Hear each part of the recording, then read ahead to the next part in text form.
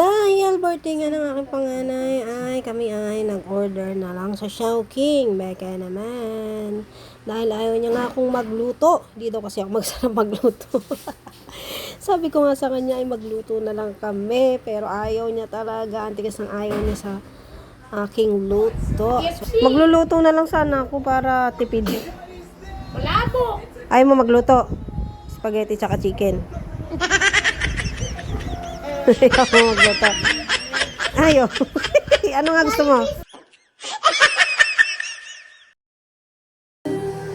Happy birthday to you! Siyempre, para happy naman ang aking panganay. Kung anong request niya, yun ang ating pagbigyan. At ayan na nga yung aking mga bagets ay sila na lang nagkanta ng happy birthday sa kanilang kuya. At tignan nyo naman ang aking panganay. Sobrang mahiyain naman talaga. Halos ayaw humarap sa camera. Happy birthday!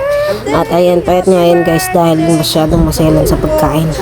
Hindi siya malakas kumain. Hindi kagaya ng aking pangalawa na talaga naman kahit na yung mga pagkain na nasa rep ay talaga naman kanyang kinakain. At ayan, blow the candle na nga at sabi ko nga ay make a wish. Siyempre pumikit muna at bago siya mag-wish. So ayan lang. Maraming salamat sa inyong panonood guys. Sana patuloy niyo pa rin supportahan si Inzay.